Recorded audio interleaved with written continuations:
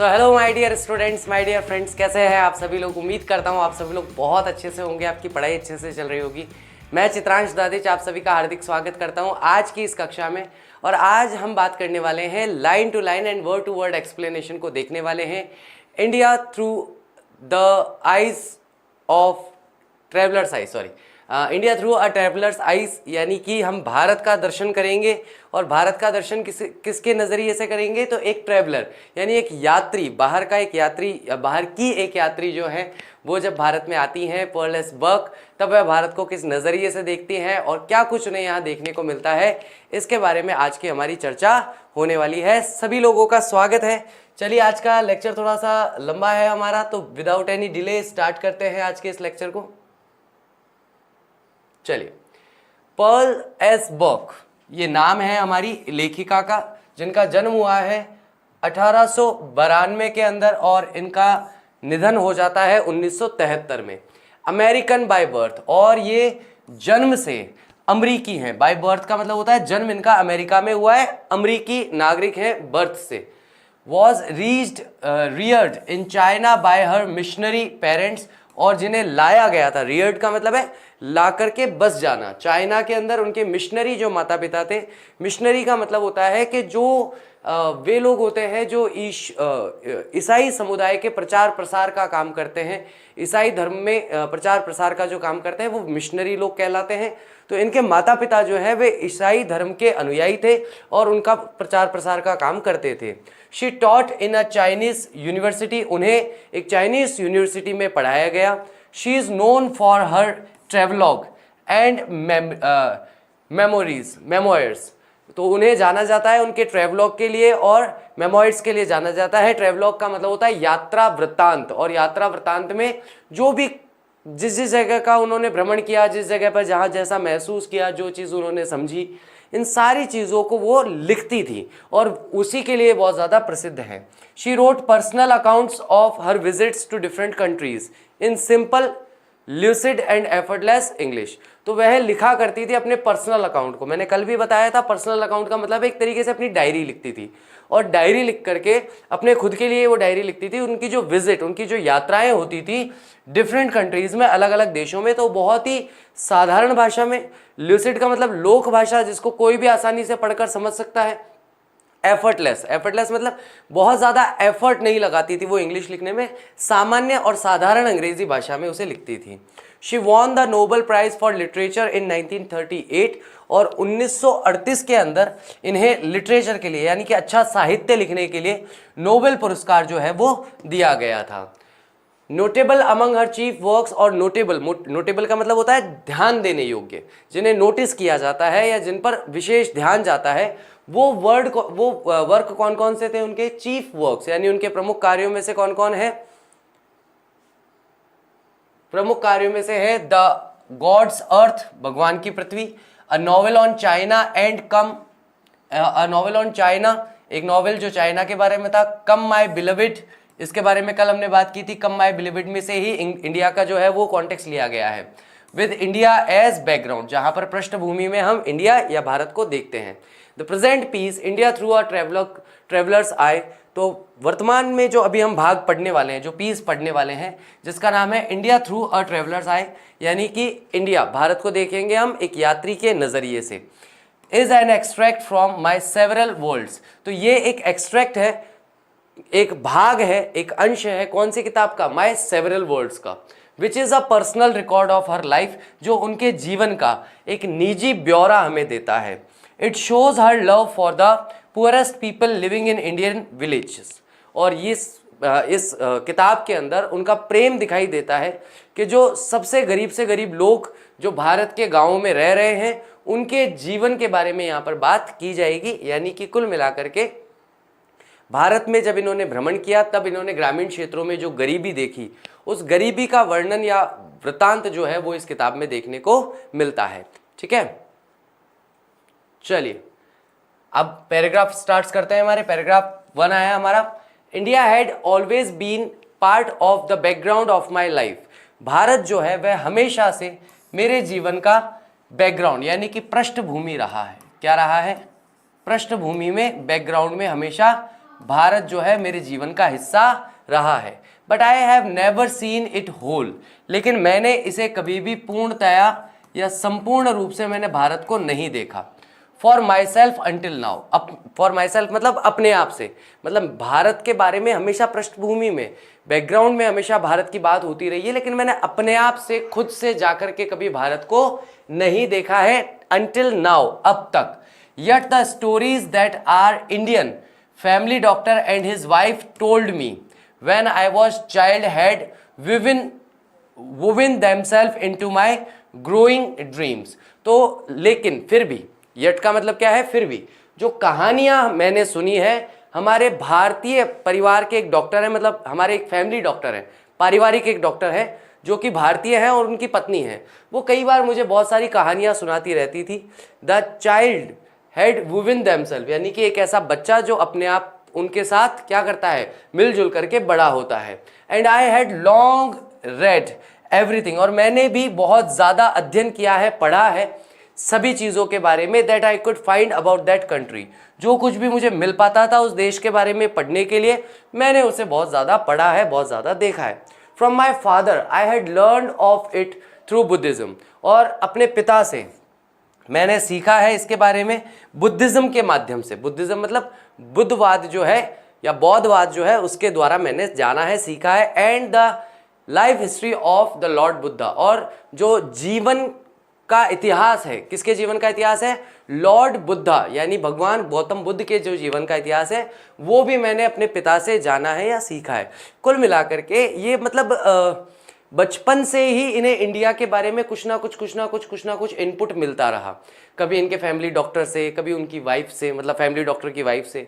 इनके पिता ने इन्हें बुद्धिज़्म के बारे में बताया, इनके पिता के से जानने के बाद इन्होंने जो भी सामग्री इन्हें मिल पाती थी वो ये पढ़ती थी इंडिया के बारे में, कि भाई भगवान गौतम बुद्ध का जीवन कहाँ था, कैसे शुरू हुआ, और उनके जीवन का इतिहास, उनके जीवन की कथा क्या है। ठीक है, सेकेंड पैराग्राफ में आता है, The very word color remind me of the variety of you that is Indian life, as various as our American human scene। और very world यानी का मतलब है कि बहुत सारे भिन्न भिन्न तरह के जो शब्दों के जो रंग हैं, रिमाइंड्स मी, वो मुझे याद दिलाते रहते हैं, यानी कि अलग अलग रंग जो है वो मुझे हमेशा याद दिलाते रहते हैं। वैरायटी ऑफ यू, लोगों के या फिर इंसानों के जीवन के कितनी वैरायटी हो सकती है, कितने प्रकार के जीवन हो सकते हैं, दैट इज इंडियन लाइफ, और यही भारतीय जीवन है। एज वेरियस मतलब जितनी भिन्नताओं से युक्त हो सकता है। As our American human scene, जैसा कि हमारा अमरीकी इंसानों का जो सीन है या इंसानों का जो दृश्य है।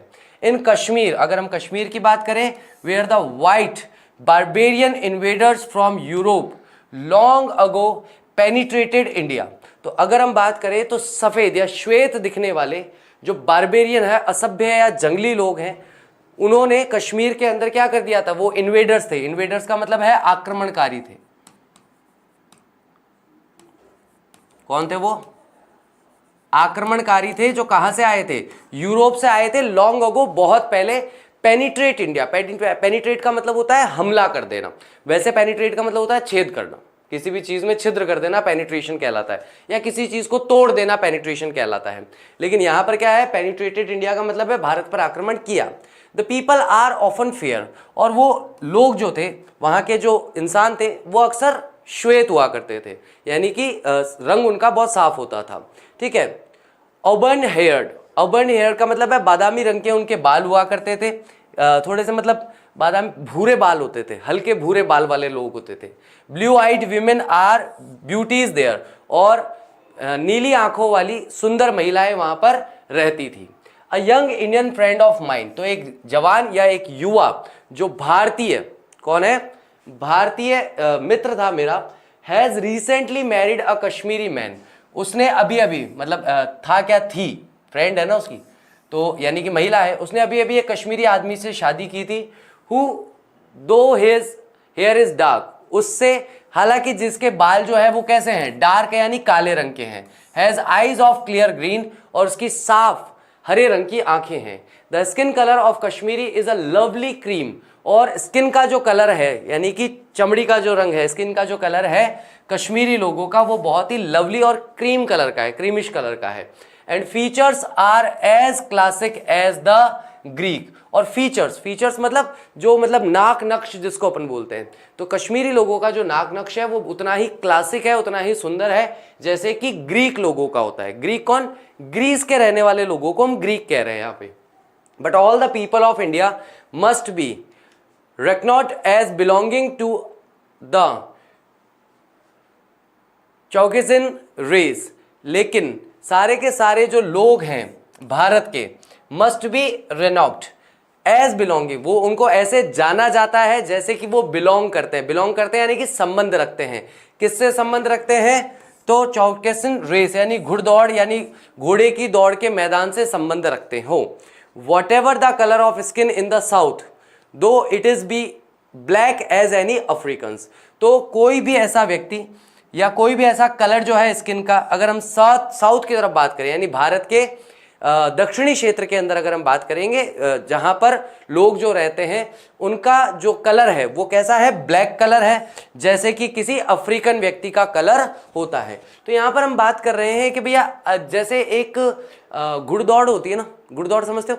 घोड़े की जो दौड़ होती है उसके अंदर हम अलग अलग रंग के घोड़ों को दौड़ते हुए देखते हैं। सफ़ेद भी होते हैं, ब्राउन भी होते हैं, ब्लैक भी होते हैं। तो वैसे ही भारत की तुलना की गई है कि यहाँ पर सभी तरह के रंगों के लोग रहते हैं। अगर आप कश्मीर की बात करेंगे तो वहाँ पर बहुत ज़्यादा श्वेत या बहुत ज़्यादा वाइट आपको लोग देखने को मिलेंगे, बहुत ज़्यादा गोरे देखने को मिलेंगे। लेकिन अगर वहीं पर आप अगर साउथ की बात करेंगे, भारत के दक्षिणी क्षेत्र की बात करेंगे, तो वहाँ के लोग सामान्यतः दिखने में इतने ब्लैक होते हैं कि जैसे उनको देख करके आप तुलना की गई है इस चैप्टर में सीधे तौर पर जैसे कि अफ्रीकन लोग होते हैं। ठीक है, तो यानी अलग अलग रंगों के लोग भारत में आपको देखने को मिल जाएंगे। And India has an amazing way of appearing unexpectedly in other life. भारत जो है उसका एक अमेजिंग तरीका है, एक बहुत ही लाजवाब या शानदार तरीका है अपीयरिंग का। अपीयरिंग मतलब जैसे वो दिखाई देते हैं उस चीज का। अनएक्सपेक्टेडली अप्रत्याशित रूप से वो चीज हमें दिखाई देती है इन अदर लाइफ, दूसरे जीवन में अगर हम देखने का प्रयास करते हैं, दूसरे नियमों से अगर हम देखते हैं। फॉर एन एग्जाम्पल, उदाहरण के तौर पर, today in the life of south Africa the Indians make a third group between the south Africans and the black and the white. और अगर हम आज की बात करें, अगर हम आज के जीवन की बात करें साउथ अफ्रीका के जीवन की, तो इंडिया जो है वो एक तीसरा ग्रुप बनाता है। यानी कि एक ग्रुप तो हो गया श्वेत लोगों का और एक ग्रुप हो गया अश्वेत लोगों का। एक जगह तो व्हाइट लोग हैं, एक जगह ब्लैक लोग हैं, लेकिन उन्हीं के बीच में इंडिया जो है वो एक थर्ड ग्रुप बनाता है। यहाँ पर नॉर्मली लोगों का जो कलर होता है वो व्हीटिश कलर होता है, व्हीट गेहूं रंग जिसको आप बोलते हो, है ना। तो ब्राउन्स कहलाते हैं ये लोग। क्या कहलाते हैं? ब्राउन्स कहलाते हैं। ठीक है क्या? अगर हम लाइव देखें साउथ अफ्रीका के लोगों की, तो इंडिया जो है वो थर्ड ग्रुप बना देता है साउथ अफ्रीकन में ब्लैक और वाइट लोगों के बीच में। यानी कि या तो लोग वाइट होते हैं सामान्यतः विदेशों में या ब्लैक होते हैं, लेकिन उसके बीच में तीसरा ग्रुप जो बनता है the group of coloured people, है ना। आप उनको कलर्ड कह सकते हो, आप उन्हें ब्राउन कह सकते हो, आप उन्हें इंडियन कह सकते हो। तो ये सारी की सारी जो चीज़ें हैं ये तुलनात्मक रूप से अगर हम देखें तो तीसरा ग्रुप जो है भारत उसका निर्माण करता है। फॉर दैट मैटर, अगर हम इस मुद्दे पर बात करें, there was our Indian family doctor, तो हमारे जो फैमिली डॉक्टर हैं जो कि मूलतः भारतीय हैं। And why should there have been an Indian doctor in Chinese port to tend an American family. तो यहाँ पर वो प्रश्न पूछ रही है कि ऐसा क्यों है कि वहाँ पर एक इंडियन डॉक्टर होना चाहिए, वो भी चाइनीज पोर्ट पर। चाइनीज पोर्ट किसको कहा जाता है? तो पोर्ट कहा जाता है ऐसे इलाके को जो समुद्र तट से जुड़ा हुआ हो। तो एक समुद्र तटवर्ती इलाके पर एक भारतीय डॉक्टर की आवश्यकता क्यों है, जो कि टेंड कर रहा है। टेंड करने का मतलब है इलाज करने का काम कर रहा है, ख्याल रख रहा है या ध्यान रख रहा है एक अमेरिकी परिवार का। तो यहाँ पर वो अपने परिवार के लिए कह रही है कि भाई अगर हम भारतीयों को देखें तो उनका कैसा रवैया है कि भारतीय डॉक्टर है, चाइना में एक पोर्ट पर रह रहा है और अमेरिकी परिवार का ध्यान रख रहा है या उनका इलाज कर रहा है। ठीक है। And rumours of Indian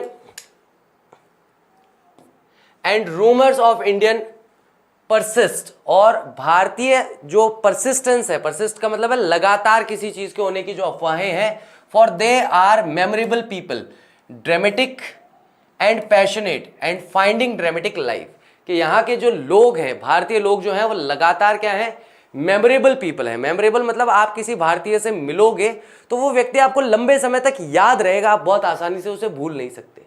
dramatic है, ड्रामेटिक का मतलब ड्रामा करने वाले लोग हैं छोटी छोटी बातों पर। जैसे अभी एक कोई हमारे घर पे कोई गेस्ट आया था, है ना, 3 या 4 दिन के लिए कोई हमारे घर पर गेस्ट आया था, कोई मतलब गर्ल आई थी।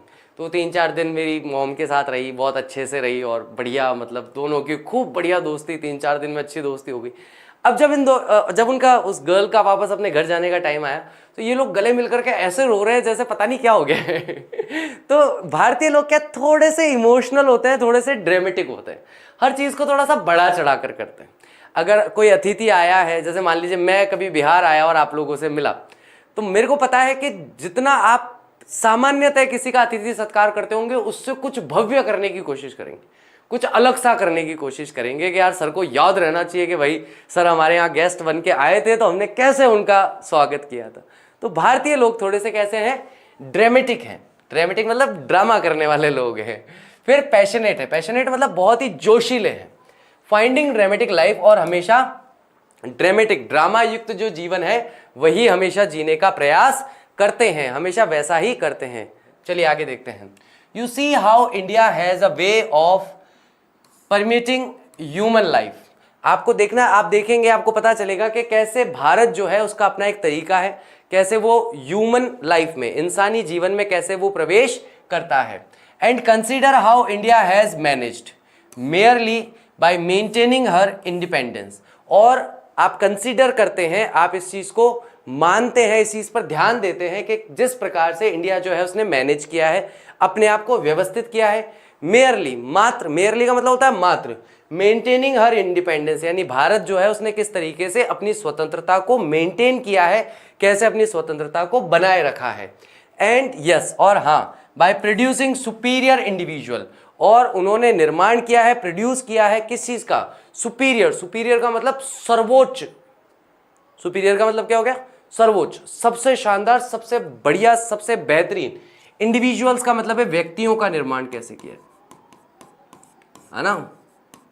जैसे कि पुराने लोगों में बात करेंगे तो स्वामी विवेकानंद जी हो गए। हाँ, अब ये एक इंडिविजुअल व्यक्ति हैं, एकमात्र व्यक्ति हैं, लेकिन अपने आप में सुपीरियर हैं, सर्वोच्च है, सर्वोत्तम है, उनसे ऊपर उनके क्षेत्र में और कोई नहीं है। यानी कि अकेले शिकागो जाना, धर्म सम्मेलन में भाग लेना और वहां पर अपने भाषण से सबको इतना प्रभावित कर देना, तो ऐसे लोगों का निर्माण करना भारत में हमेशा होता रहा है। To influence the world in these few short years of freedom, कि किस तरीके से उन्होंने इन्फ्लुएंस किया है, प्रभावित किया है पूरे संसार को इतने पिछले कुछ शॉर्ट ईयर्स में, बहुत ही कम सालों में। हालांकि उनकी स्वतंत्रता को समय बहुत कम हुआ है, बहुत कम सालों की उनकी स्वतंत्रता है, लेकिन फिर भी उन्होंने पूरी दुनिया को प्रभावित किया है। They have put to good use the benefit of English gave and left the knowledge of the west, और उन्होंने बहुत अच्छी तरीके से प्रयोग किया है, अच्छी तरीके से लाभ उठाया है। अंग्रेजों ने जो कुछ उन्हें दिया था या जो कुछ वे उनके पास छोड़ गए, खास करके नॉलेज, जो वेस्ट का ज्ञान है, वेस्ट मतलब पश्चिमी देशों का जो ज्ञान है, वो ज्ञान जो लोग यहाँ पर छोड़ गए हैं, या वो ज्ञान जो अंग्रेजों ने आकर के भारतीय लोगों को दिया, उससे बहुत अच्छा लाभ प्राप्त किया है भारतीय लोगों ने। ठीक है, ठीक है क्या? द प्योर एंड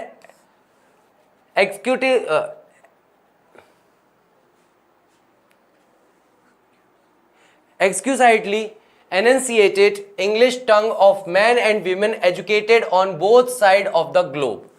ठीक है, जैसे कि प्योर यानी कि बहुत ही शुद्धतम और अच्छी तरह से जो अंग्रेजी भाषा बोलते हैं, ऐसे पुरुष और आदमी जो है educated on both side of the globe, यानी कि पृथ्वी के दोनों ही तरफ, पश्चिमी देशों में भी है और पूर्वी देशों में भी हैं ऐसे लोग जो अंग्रेजी भाषा बहुत अच्छी तरीके से समझते हैं, बहुत शुद्धतम तरीके से बोल सकते हैं। विटनेस, इसके गवाह कौन है? Nehru. And with him a host of man learning how to govern, है ना। जैसे कि उदाहरण के लिए नेहरू विटनेस है इस बात के, साक्ष्य है इस बात के। विथ हिम, और उनके साथ, अ होस्ट ऑफ मैन, यानी बहुत सारे लोग जो हैं, लर्निंग, वो सीख रहे हैं हाउ टू गवर्न, शासन कैसे चलाया जाता है। And the first women to be the president of the general assembly of the United Nations, a women of India. और इधर हम दूसरी तरफ देखते हैं कि पहली महिला जो कि प्रेसिडेंट बनी है किसकी, जनरल असेंबली की, यूनाइटेड नेशंस की, वह भी एक भारतीय महिला ही है। And the man in charge of the prisoner exchange in Korea and blue Indian journal who want trust from all. और साथ ही साथ हम एक और ऐसे आदमी को देखते हैं जो इंचार्ज है। इंचार्ज मतलब सर्वोच्च व्यक्ति है, इंचार्ज है मतलब जिसके हाथ में सारे अधिकार हैं। ऐसा इंचार्ज है किसका, प्रिजनर का, प्रिजनर एक्सचेंज प्रोग्राम का। प्रिजनर एक्सचेंज प्रोग्राम क्या होता है कि जैसे मान लीजिए कि भारत के किसी व्यक्ति को कोरिया के अंदर गिरफ्तार कर लिया गया है। अब क्योंकि वह भारतीय व्यक्ति है तो हमारा अधिकार बन जाता है कि हम उस व्यक्ति को वापस भारत में लेकर के आए। हमारा अधिकार भी है, हमारी जिम्मेदारी भी है। तो ये ऐसा प्रिजनर एक्सचेंज प्रोग्राम्स होते हैं कि जहां पर कोरिया के लोगों को अगर हमने गलती से गिरफ्तार कर लिया है तो हम कोरिया को उन लोगों को सौंप देते हैं, और भारतीय लोगों को अगर कोरिया ने गिरफ्तार कर लिया है तो कोरिया भी भारतीय लोगों को हमें लौटा देता है। तो ऐसा ही एक व्यक्ति जो कि प्रिजनर एक्सचेंज का काम करता है कोरिया के अंदर, जो एक ब्लू इंडियन जर्नल है, जिन्होंने सबका ट्रस्ट जीता, यानी सबका विश्वास जीत करके, और ये प्रिजनर एक्सचेंज प्रोग्राम को बहुत अच्छे से किया था। Even the blustering and accusation at home and abroad have not changed the quiet confidence of the new India. Even भले ही नाराज होकर के बात करें, चाहे एक्यूजेशन लगाएं, एक्यूजेशन लगाने का मतलब क्या है, उनके ऊपर घर में ही, यानी भारत में ही उन पर, एट होम का मतलब घर में, भारत में भले उन पर आरोप लगते रहे, लोग उनसे नाराज होते रहे, abroad have not change the quite confidence, लेकिन फिर भी विदेश या विदेश के जो लोग थे उन्होंने कभी भी उनके अंदर अपने कॉन्फिडेंस को नहीं छोड़ा, अपने कॉन्फिडेंस को परिवर्तित नहीं किया। जो नए भारत में उन लोगों ने अपना विश्वास दिखाया, यानी कि विदेश, भारत में भले ही भारतीय लोगों पर बाकी भारत के लोग विश्वास करें चाहे ना करें, लेकिन विदेश के लोग इस नए भारत पर पूरी तरीके से विश्वास करते हैं। उन्होंने कभी भी क्या नहीं किया, उन्होंने कभी भी अपने विश्वास को ना तो बदला और ना ही नए भारत में विश्वास करना छोड़ा।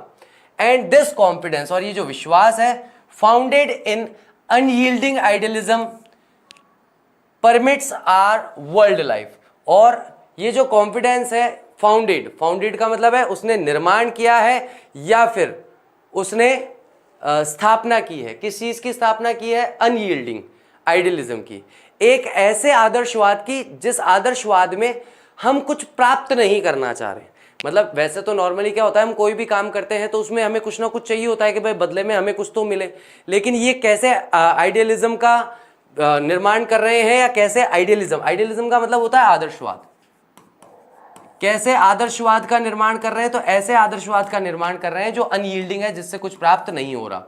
And permits our world life, और परमिट करता है, अनुशासित करता है, देता है, स्वीकृति देता है हमारे वर्ल्ड लाइफ को, यानी कि वैश्विक जीवन को। ठीक है, नेक्स्ट पैराग्राफ देख रहे हैं। What did I go to India to see, मैं इंडिया क्या देखने जाती हूँ या मैं क्या देखने गई थी। नॉट द ताजमहल, मैं ताजमहल देखने नहीं गई थी।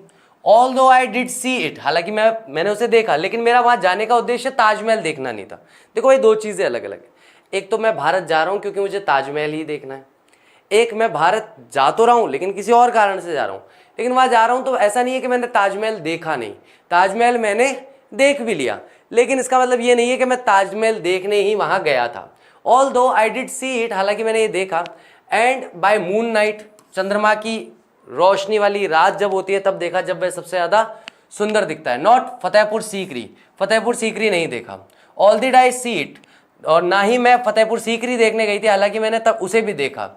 And not the glories of empire in New Delhi, और ना ही ग्लोरी मतलब महिमा मंडल जो है वहां के साम्राज्य का, जो कि नई दिल्ली में होता है, मैं वह भी देखने वहां नहीं गई थी। तो यहाँ पे वह अपना कारण बताना चाह रही है कि भाई भारत में जितने भी प्रसिद्ध स्थान है, मैं वो प्रसिद्ध स्थान देखने के लिए भारत नहीं गई थी, ऐतिहासिक स्थल देखने नहीं गई थी, या जो साम्राज्य का महिमा मंडल करने वाला पूरा का पूरा एरिया है या जो निर्माण किए गए हैं वहाँ पर भवन इत्यादि है, मैं वो देखने नहीं गई थी। ऑल दो आई डिड सी देम, हालांकि फिर भी न्यू दिल्ली के अंदर जितनी भी साम्राज्यवादी चीज़ें हैं वो मैंने देखी। I went to India to see and listen to 2 groups of people. ये देखो मैंने कल कहा था, बहुत ही महत्वपूर्ण बात है ये।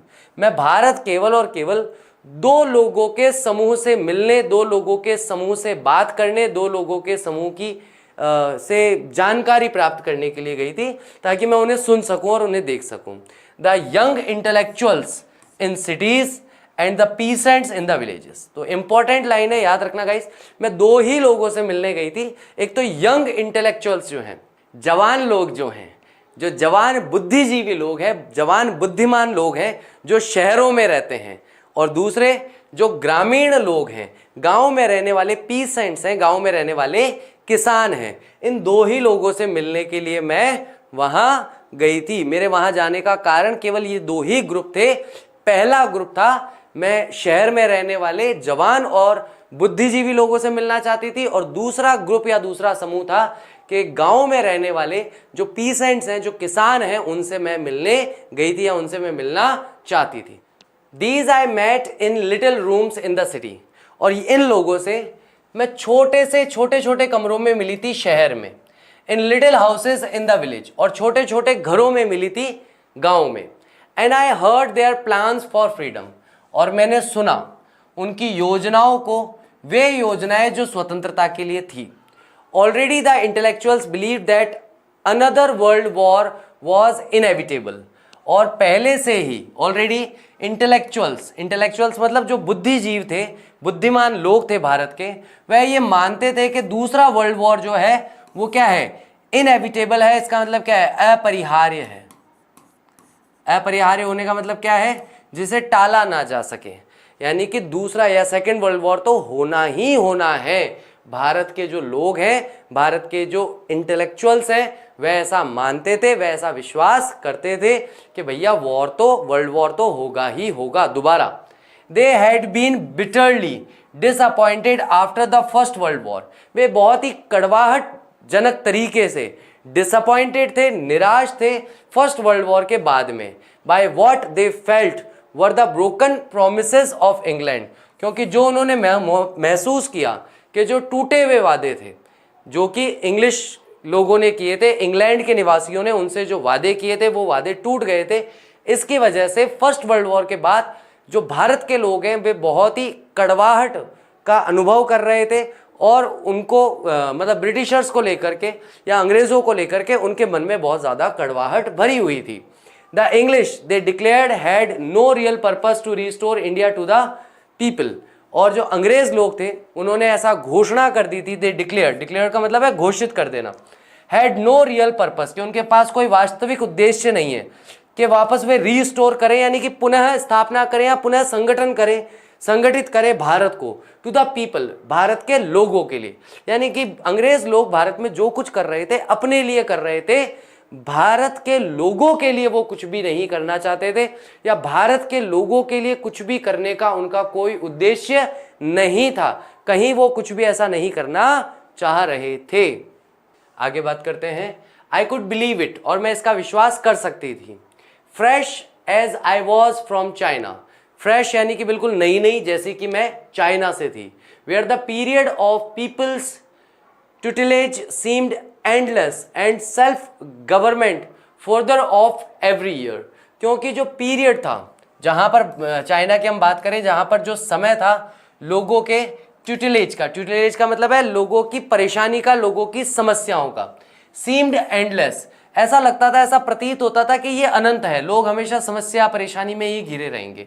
And self government further of every year, और प्रत्येक दूसरे वर्ष में सेल्फ गवर्नमेंट जो है, यानी कि अपने आप जो बनने वाली गवर्नमेंट होती थी, वह भी ऑफ हो जाती थी, वह भी समाप्त हो जाती थी। When you are ready for independences, conquerors have always said to their subjects, etc. But who is to decide when that moment comes, and how can people learn to govern themselves except by doing it? तो यहाँ पर वो कहती हैं कि जब आप तैयार हो जाएंगे, when you are ready for independence, जब आप स्वतंत्रता के लिए तैयार हो जाएंगे और इंडिपेंडेंस के आप कॉन्करर्स बनेंगे, कॉन्करर्स का मतलब होता है विजेता, हैव ऑलवेज सेड, विजेताओं ने हमेशा ये कहा है, देयर सब्जेक्ट्स, उनके सुनने वाले लोगों को, जैसे मैं कुछ बोल रहा हूं और आप मेरी बात सुन रहे हो तो आप मेरे सब्जेक्ट हो गए, तो अपने सब्जेक्ट इत्यादि को हमेशा कहा है।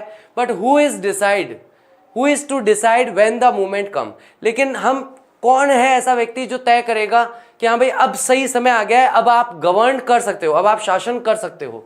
And how can people learn to govern themselves except by doing it, और लोग जो हैं वह शासन करना कैसे सीख सकते हैं अपने आप से, एक्सेप्ट का मतलब के अतिरिक्त, बाय डूइंग इट मतलब वे अगर शासन करेंगे तो शासन करना सीख जाएंगे, लेकिन अगर शासन करेंगे ही नहीं तो शासन करना कभी नहीं सीखेंगे। और कौन सा व्यक्ति आकर के उन्हें बताएगा कि हाँ भाई अब आप स्वतंत्रता के लायक हो गए हैं, अब आपको स्वतंत्रता मिल जानी चाहिए। तो भैया कोई किसी की स्वतंत्रता को निर्धारित नहीं कर सकता, बिना शासन किए शासन करना सीखा नहीं जा सकता। तो only learning by doing he हो सकता है कि आप शासन करना कब सीखते हैं, जब आप शासन करने लग जाते हैं, ठीक है। जैसे कि लड़के घर चलाना कब सीखते हैं, जब वो घर चलाने लग जाते हैं, उससे पहले नहीं सीखते, ठीक है। ठीक है क्या, चलो आगे देखते हैं। So the intellectuals in India were restless and embittered and I sat through hours watching their flashing dark eyes and hearing the endless flow of language, the purest English into which they poured their feelings. So the intellectuals in India, तो जितने भी बुद्धिमान या बुद्धिमतापूर्ण जो लोग हैं भारत में, वह रेस्टलेस, वो पूरी तरीके से क्या है, रेस्टलेस है, बेचैन है ना, बेचैन एक वर्ड आता है रेस्टलेस के लिए। एम्बिटर्ड जो प्रतीक बनते हैं, and I sat through hours, और मैं कई घंटों तक बैठी रहती थी, watching their flashing dark eyes, और उनकी चमचमाती हुई काली आंखों को देखती रहती थी, and hearing the endless flow of language, और सुनती रहती थी अनंत, एंडलेस मतलब कभी ना खत्म होने वाला जो बहाव भाषा का उनके मुंह से निकलता था।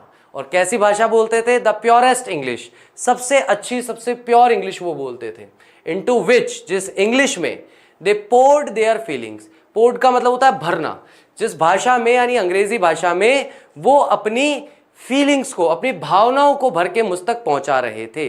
कुल मिलाकर के यहाँ पर बात यह है कि भाई मैं घंटों बैठी बैठी उनकी बातें सुनती रहती थी और वे मुझे अपनी सारी बातें बताते रहते थे, और सबसे प्योर सबसे शानदार अंग्रेजी भाषा में जो भी उनकी भावनाएं हैं उन भावनाओं को उस भाषा में भरकर मुझे बताते रहते थे।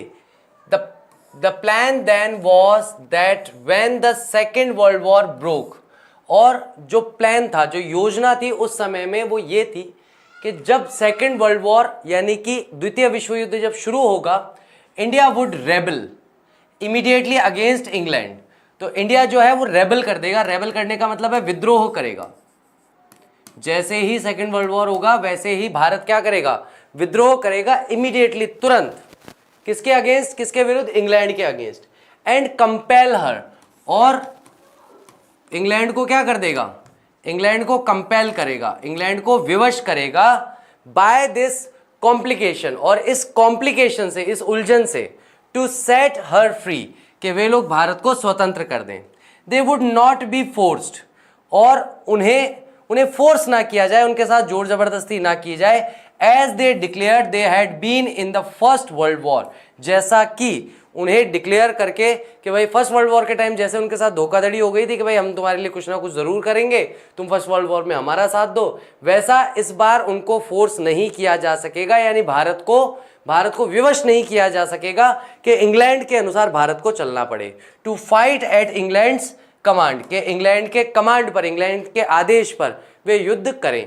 तो अभी जैसा भाई ने कहा कि सर लास्ट में एक बार इसको बता दो, तो प्लान ये था कि जैसे ही सेकेंड वर्ल्ड वॉर होगा भारत में क्या, विश्व में, जैसे ही सेकेंड वर्ल्ड वॉर होगा वैसे ही हम लोग तुरंत, इधर सेकेंड वर्ल्ड वॉर शुरू होगा और इधर हम लोग इंग्लैंड के खिलाफ विद्रोह करना शुरू कर देंगे। फर्स्ट वर्ल्ड वॉर में जैसे हमारे साथ धोखाधड़ी की कि हमें इंग्लैंड के कमांड में लड़ना पड़ा, और हमें पहले ही विश्वास दिलाया गया कि भाई आप इंग्लैंड के का साथ दोगे तो इंग्लैंड आपको स्वतंत्रता दे देगा। तो इंग्लैंड ने हमें स्वतंत्रता नहीं दी। तो जैसे पहले इंग्लैंड के कमांड में हम लोग लड़े थे, इस बार हम इंग्लैंड के कमांड में नहीं लड़ेंगे बल्कि इंग्लैंड का विरोध करेंगे। ठीक है, ये सीधी सी योजना बनाई थी।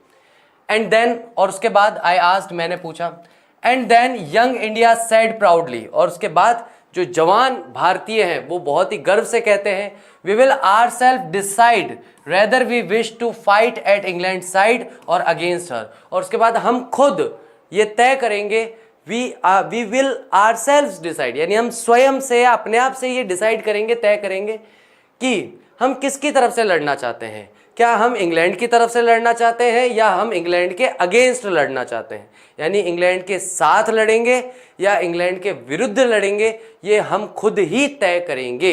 ठीक है, what they did not reckon on when the time came was the savagery of Nazism and the aggressions of Japan in Asia. What they did not reckon on, ये चीज जिस पर वो निर्भर नहीं थे या जिस चीज को वो समझ नहीं पा रहे थे कि जब वास्तविकता में समय आया सेकेंड वर्ल्ड वॉर का, तो वह बहुत ही निर्दयी समय था नाजिज्म का। नाजिज्म का मतलब नाजीवाद, नाजीवाद बोलते ना, नाजीवाद, जो कि जर्मनी के अंदर था ना, हिटलर का कौन सा वाद था, नाजिज्म ही था, नाजीवाद ही था, कि जहां पर वो आर्यन प्योर रेस जो है, यानी कि शुद्ध आर्यन प्रजाति जो है, केवल उसी को जीवित रहने का अधिकार मानते थे, और जूइश जो है उनका बहुत ज़्यादा बड़े पैमाने पर कत्लेआम किया था। ठीक है, एंड द अग्रेशंस ऑफ जापान, और जिस तरीके से अग्रेशंस, जिस तरीके से गुस्सा दिखाई दिया जापान में, वो भी एशिया के अंदर, तो नाजिज्म जैसे फैला और जापान का जो अग्रेशन था उसके बारे में इन लोगों ने पहले विचार नहीं किया भारतीयों ने।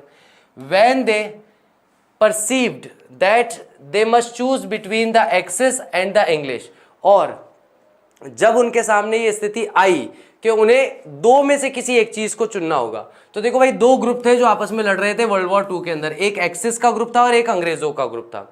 दे चूज द इंग्लिश, तब उन्होंने अंग्रेजों का साथ दिया। अवेयर दैट, इस बात को जानते हुए भी, in spite of many injustice, के उनके साथ अंग्रेजों ने बहुत ज्यादा अन्याय किए हैं, उसके बाद भी एक्सिस के अंदर जो लोग थे वो लोगों की विचारधारा बिल्कुल भी सही नहीं थी। उन लोगों की विचारधारा क्या थी कि भाई नस्लवाद, जातिवाद, इसके ऊपर वो ज़्यादा युद्ध कर रहे थे। तो भारत जो है या भारतीय युवा जो है वो ऐसे लोगों के साथ खड़ा नहीं होना चाहता था जो कि नस्लवाद के लिए लड़ाई कर रहे हों। तो इसीलिए उन्होंने नाजीज का साथ ना दे करके अंग्रेज़ों का साथ दिया। भले ही अंग्रेज़ों ने उनके साथ अन्याय किया हो, लेकिन फिर भी अगर दो गलत में से किसी एक को चुनना हो तो हमें उस गलत को तो नहीं चुनेंगे ना, कि जो बिल्कुल मॉरल ग्राउंड्स पे ही गलत है, नैतिक आधार पे ही जो व्यक्ति गलत है उसका साथ तो कभी भी नहीं दिया जा सकता। तो अंग्रेज़ों का उन्होंने चुनाव किया, इस बात को जानते हुए भी, बहुत सारे अन्यायों के बावजूद भी, they were choosing between barbarism and civilisation, क्योंकि यहाँ पर भारतीयों के लिए दो चीज़ों में से एक चीज़ को चुनना था। पहली चीज़ थी बर्बरता। बार्बरिज्म का मतलब क्या है? बर्बरता मतलब सोचे समझे बिना सबको मार दिया, सबको काट दिया, औरतें हों, बच्चे हों, युवा हों, बूढ़े हों, बिना सोचे समझे सबको फिनिश कर देना। एक तो ये चीज़ है, और दूसरा है सिविलाइजेशन, कि भाई एक सभ्यता की लड़ाई है ना, यानी कि लड़ाई हो रही है लेकिन एक सभ्य लड़ाई हो रही है।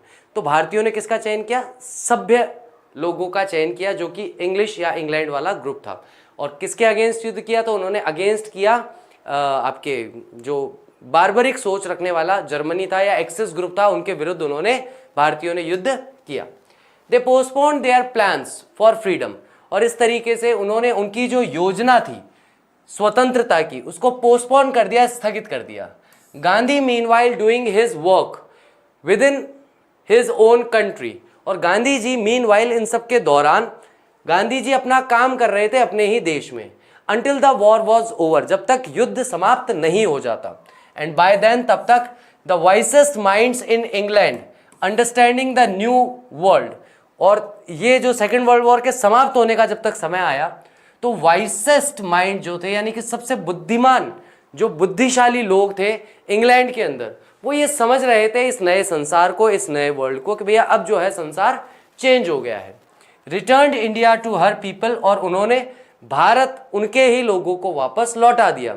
In spite of all opposition from English man and other, हालांकि इसके बावजूद भी कि सारे के सारे लोग क्या कर रहे थे, अपोजिशन कर रहे थे, विरोध कर रहे थे, अंग्रेजी आदमी, अंग्रेज लोग जो है इस बात का विरोध कर रहे थे कि भारत को स्वतंत्र नहीं किया जाना चाहिए, फिर भी जो बुद्धिमान लोग थे इंग्लैंड के, उन्होंने भारतीयों को भारत सौंप दिया। एंड अदर्स, और दूसरे लोग, who did not have sufficient understanding of Asia to know what wisdom was, ऐसे लोग इसका विरोध कर रहे थे जिनके पास सफिशिएंट यानी पर्याप्त मात्रा में अंडरस्टैंडिंग नहीं थी, समझ नहीं थी। किस चीज की समझ नहीं थी?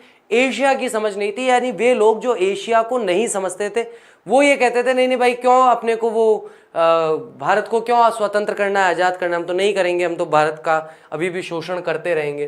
तो वो लोग सफिशिएंट यानी पर्याप्त मात्रा में समझ नहीं रखते थे एशिया की, टू नो, इस बात को जानने के लिए व्हाट विजडम वाज, कि भाई विजडम क्या थी या बुद्धिमता क्या थी, वो इस चीज को समझते नहीं थे।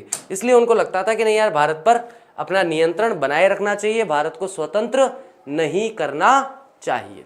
ठीक है गाइस, चलिए तो आज के लिए इतना ही रखते हैं, और इसके आगे का डिस्कशन जो है वो हम अपनी नेक्स्ट क्लास में करेंगे, कल करेंगे, है ना। ठीक है, नेक्स्ट जो हमारा लेक्चर रहेगा उसके अंदर इसके आगे का हम लोग देखेंगे। तब तक यहाँ के वर्ड मीनिंग्स आप अच्छे से तैयार करके रखिए। उम्मीद करता हूँ आज का लेक्चर अच्छी तरीके से समझ में आया होगा, आपने अच्छे से एंजॉय किया होगा। Thank you very much. I will see you in my next lecture. Till that take care of yourself. Bye bye. I will see you soon. Bye, take care.